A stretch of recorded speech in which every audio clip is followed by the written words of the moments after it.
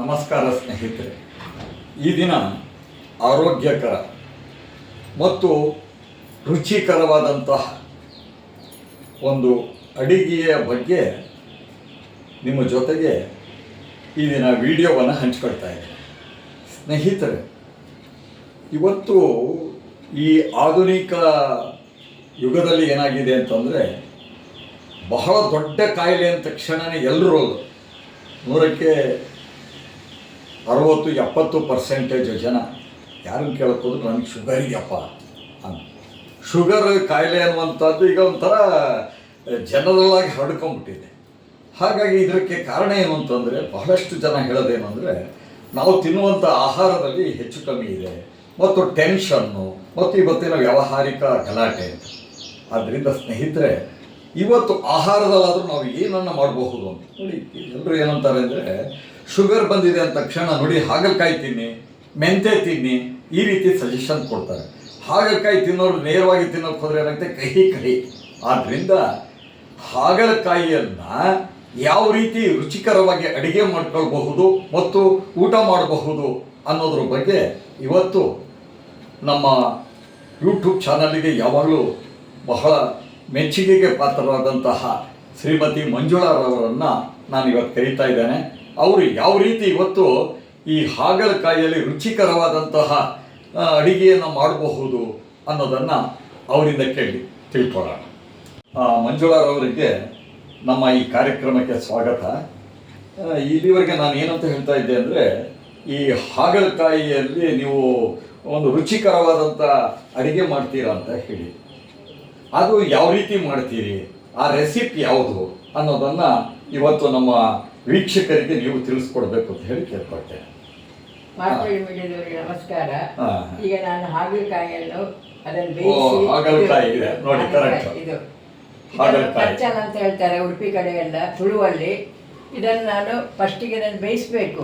ಇದರದ್ದು ಬೀಜ ಎಲ್ಲ ತೆಗೆದು ಫಸ್ಟಿಗೆ ಬೇಯಿಸಬೇಕು. ಅದಕ್ಕೆ ಮಸಾಲ ಹಾಕಿ ಬಾಣಲೆಯಲ್ಲಿ ಕಾಯಿಸೋದು. ಇದು ಹಾಗಲಕಾಯಿ ಅಂದರೆ ಶುಗರಿಗೆ ಒಳ್ಳೆಯದು, ಎಲ್ಲದಕ್ಕೂ ಸಹ ಒಳ್ಳೆಯದು. ಇದು ಆರೋಗ್ಯವಂತರು ತಿನ್ನಬಹುದು, ನಮ್ಮಂತ ಸಹ ಒಳ್ಳೆಯದು, ಒಳ್ಳೆ ಇದನ್ನು ಮಾಡಬಹುದು ನೋಡಿ. ಕೇವಲ ಇದರಲ್ಲಿ ಮಾತ್ರ ಹುಳಿ ಮಾತ್ರ ಮಾಡಬಹುದು, ಏನೇನ್ ಮಾಡಬಹುದು? ಇದರಲ್ಲಿ ಕಷಾಯ ಮಾಡಬಹುದು, ಪಲ್ಯ ಮಾಡಬಹುದು, ಇದನ್ನು ಕಾಯಿಸಬಹುದು. ಇದು ಮಸಾಲ ಇದು ಹಾಕಿ ಕಾಯಿಸಬಹುದು ಇದನ್ನು. ಹೌದಾ? ಅಂದ್ರೆ ಹಾಗಲಕಾಯಿಯ ಒಂದು ಮಸಾಲೆ. ಆಮೇಲೆ ಮೆಣಸಿನಕಾಯಿ ಅಂತ ಹೇಳ್ತಾರೆ ನಮ್ಮಲ್ಲಿ, ಅದನ್ನ ಸಹ ಮಾಡಬಹುದು. ಕಾಯಿ ರಸ ಅಂತ ಹೇಳ್ತಾರೆ ನೋಡಿ, ಅದರಲ್ಲಿ ಮಾಡಬಹುದು ನೋಡಿ. ಈ ಹಾಗಲಕಾಯಿ ಒಂದರಲ್ಲಿ ಎಷ್ಟೆಷ್ಟು ಅಡಿಗೆಯನ್ನು ಮಾಡಬಹುದು ಅಂತ ಹೇಳಿ ಮೇಡಮ್ ಅವ್ರು ಹೇಳ್ತಾ ಇದ್ದಾರೆ. ಇವತ್ತು ನೀವು ಏನ್ ಮಾಡ್ತೀರಿ, ಇದನ್ನು ಬೇಯಿಸಿ ಅದರೊಳಗೆ ಮಸಾಲೆಯನ್ನು ಹಾಕಿ ಎಣ್ಣೆ ಹಾಕಿ ಕಾಯಿಸಿದ ಬಾಣಲೆಯಲ್ಲಿ ಇದನ್ನು ಅನ್ನೋದ್ರ ಜೊತೆಗೆ ತಿಂದ್ರೆ ಬಹಳ ರುಚಿಯಾಗಿರುತ್ತೆ ಅಲ್ವಾ?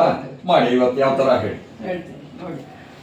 ಇದು ನೋಡಿ, ನಾನು ಫಸ್ಟಿಗೆ ಬೇಯಿಸಿಟ್ಟಾಗಿದೆ, ಕುಕ್ಕರಲ್ಲಿ ಇಟ್ಟು ಇದರದ್ದು ಬೀಜ ಎಲ್ಲ ತೆಗೆದು ಬೇಯಿಸಿಟ್ಟಾಗಿದೆ. ಆಮೇಲೆ ಇದಕ್ಕೆ ಮಸಾಲ ರೆಡಿ ಮಾಡ್ಕೊಳ್ಬೇಕು. ತೆಂಗಿನಕಾಯಿ, ಬೆಲ್ಲ, ಹುಣಸೆ ಹುಳಿ, ಕೊತ್ತಂಬರಿ, ಜೀರಿಗೆ, ಒಣಮೆಣಸು, ಆಮೇಲೆ ಅರಸಿನ ಪುಡಿ ಹಾಕಿ ಇದನ್ನು ತಿರುವಿ ಅದನ್ನು ತುಂಬಿಸಬೇಕು ಒಳಗೆ, ಅದರ ಒಳಗೆ, ಹಾಗಲಕಾಯಿ ಒಳಗೆ. ಅಂದ್ರೆ ನೋಡಿ, ಈಗ ಮೇಡಮ್ನವ್ರು ಹೇಳ್ತಾರ ಹಾಗೆ ಹಾಗಲಕಾಯಿ ನೋಡಿ ಈ ತರ ಮಾಡಿದ್ದಾರೆ. ಅದರ ಒಳಗಿರುವಂಥ ಬೀಜಗಳನ್ನೆಲ್ಲ ತೆಗೆದುಬಿಟ್ಟಿದ್ದಾರೆ ಮತ್ತು ಇದನ್ನು ಬೇಯಿಸಿದ್ದಾರೆ ಅಲ್ವಾ? ಹಾಗೇನೆ ಕುಕ್ಕರ್ನಲ್ಲಿಟ್ಟು ಬೇಯಿಸಿದ್ದಾರೆ ನೋಡಿ. ಇಲ್ಲಿ ತೆಂಗಿನಕಾಯಿ ಇದನ್ನ ಚೆನ್ನಾಗಿ ಏನ್ ಮಾಡಿದ್ದೀರಿ, ಚೂರು ಮಾಡಿ ಇದನ್ನ ತಿರುವಿದ್ದಾರೆ, ಅದನ್ನ ತುರಿದಿದ್ದೀರಿ.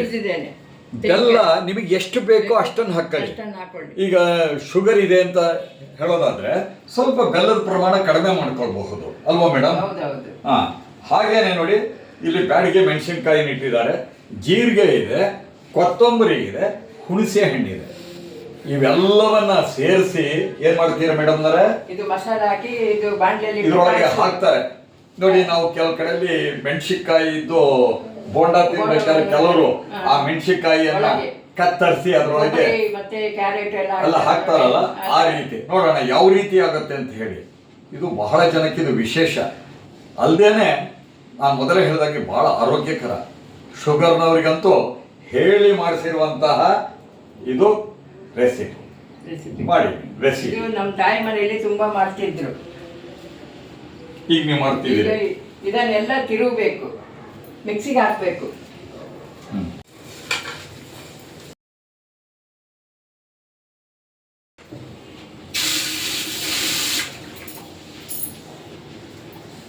ಈಗ ಇದನ್ನೆಲ್ಲ ಮಿಕ್ಸಿಗೆ ಹಾಕಿದ್ದೇನೆ, ಇದನ್ನು ತಿರುಗುತ್ತೇನೆ.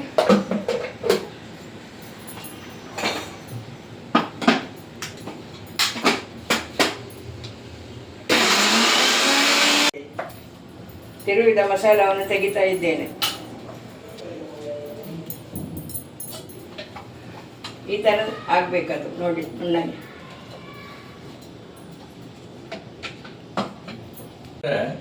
ನೋಡಿ ಈಗ ಮೇಡಮ್ನವರು ಮಿಕ್ಸಿಯಲ್ಲಿ ಇದನ್ನ ಹಾಕಿ ಈಗ ಮಸಾಲೆ ನಿಮಗೆಲ್ಲ ತೋರಿಸಿದ್ರಲ್ಲ ಅದನ್ನೆಲ್ಲ ಹಾಕಿ ಈಗ ತಿರುವಿದ್ದಾರೆ. ನೋಡಿ ಯಾವ ಥರ ಆಗಿದೆ ಅಂತ ಹೇಳಿ ಎಲ್ಲ ಮಿಕ್ಸ್ ಆಗಿ ಹೋಗಿದೆ. ಈಗ ಏನ್ ಮಾಡ್ತೀರಿ ಮೇಡಮ್? ಇದನ್ನು ಹಾಗಲಕಾಯಿ ಒಳಗೆ ತುಂಬಿಸಬೇಕು. ನೋಡಿ ಇದರಲ್ಲಿ ಹಾಗಲಕಾಯಿ ಇದೆಯಲ್ಲ, ಇದರಲ್ಲಿ ಮೇಡಮ್ನವ್ರು ಈಗ ಏನ್ ಮಾಡ್ತಾರೆ, ತುಂಬಿಸ್ತಾರೆ. ತುಂಬಿಸಿದ ಮೇಲೆ ಏನ್ ಮಾಡ್ತಾರೆ ಅನ್ನೋದನ್ನ ನೆಕ್ಸ್ಟ್ ಹೇಳ್ತಾರೆ. ತುಂಬಿಸಿ ಮೇಡಮ್. ಈಗ ತುಂಬಿಸ್ತಾ ಇದ್ದೇನೆ ನೋಡಿ ಇದರ ಒಳಗೆ.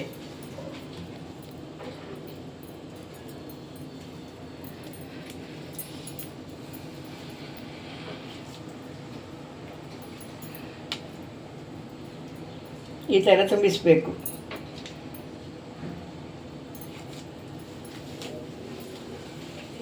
ಈಗ ನೋಡಿ ಇದನ್ನು ತುಂಬಿಸಾಗಿದೆ. ಮಸಾಲ ಹಾಕಿ ಇದನ್ನೀಗ ಎಣ್ಣೆ ಹಾಕಿ ಬಾಣಲೆಯಲ್ಲಿ ಕಾಯಿಸಬೇಕು.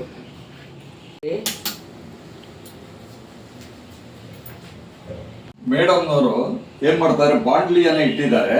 ಈ ಬಾಂಡ್ಲಿಗೆ ಯಾವ ಎಣ್ಣೆ ಹಾಕ್ತಾ ಇದೀರಿ? ಕೊಬ್ಬರಿ ಎಣ್ಣೆ. ಯಾವ ಎಣ್ಣೆ ನೀವು ಯಾವ ಎಣ್ಣೆಯನ್ನ ಬೇಕಾದ್ರೆ ನಿಮಗೆ ಬೇಕಾದಂತ ಎಣ್ಣೆಯನ್ನ ಬಳಸ್ಬೋದು. ಹಾಕಿ ಮೇಡಮ್ನವ್ರೆ ಎಣ್ಣೆಯನ್ನ. ಈ ಥರ ಹಾಕಬೇಕು. ನೀವು ಯಾವ ಎಣ್ಣೆನೂ ಬಳಸ್ಬೋದು.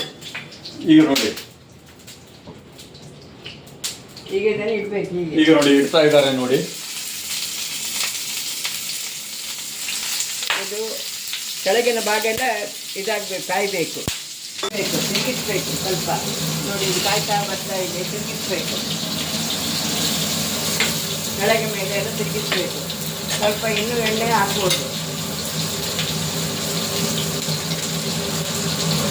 ಮೇಡಮ್ನವರು ಈಗ ಹಾಗಲಕಾಯಿಯನ್ನ ಮೊಗಜಿಗೆ ಹಾಕ್ತಾ ಇದ್ದಾರೆ. ಅದು ಎಲ್ಲ ಕಡೆ ಒಳಗೋದು ಬೇಯಬೇಕು, ಕಾಯ್ಬೇಕಲ್ಲ. ಈ ಥರ ನೋಡಿ ಅದನ್ನು ಕೆಳಗೆ ಮೇಲೆ ಎಲ್ಲ ಸುತ್ತ ಕಾಯಬೇಕಿದು. ಈ ಥರ ಬರುತ್ತೆ ನೋಡಿ.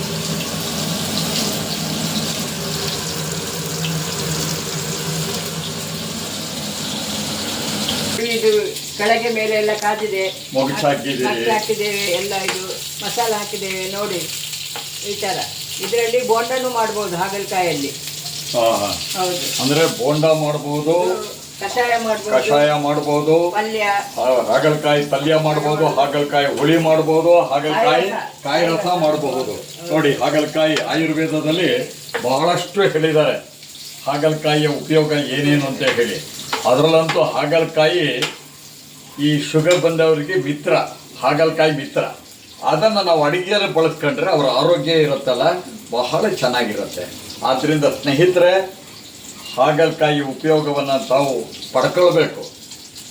ಮತ್ತು ನಮ್ಮ ದೈನಂದಿನ ದಿನಗಳಲ್ಲಿ ಈ ಹಾಗಲಕಾಯಿಯ ಅಡುಗೆಯನ್ನು ನಾವು ಉಪಯೋಗಿಸೋದ್ರಿಂದ ನಮ್ಮ ಆರೋಗ್ಯವೂ ಸಹ ಬಹಳ ಚೆನ್ನಾಗಿರುತ್ತೆ ಅಲ್ವಾ ಮೇಡಮ್?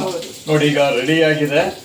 ಇದನ್ನ ನೀವು ಏನ್ ಮಾಡ್ಬೇಕು, ನಾವು ಅನ್ನದ ಒಟ್ಟಿಗೆ ಅಂದ್ರೆ ಅದೊಂದು ರೀತಿ ಪಲ್ಯ ಅದನ್ನು ಆಗುತ್ತೆ, ಕಲಸಿ ತಿನ್ಬೇಕು. ಅಂದ್ರೆ ಚಟ್ನಿ ರೂಪದಲ್ಲೂ ಆದಂಗಾಗತ್ತೆ, ಆಮೇಲೆ ಪಲ್ಯದ ರೂಪದಲ್ಲೂ ಆಗತ್ತೆ.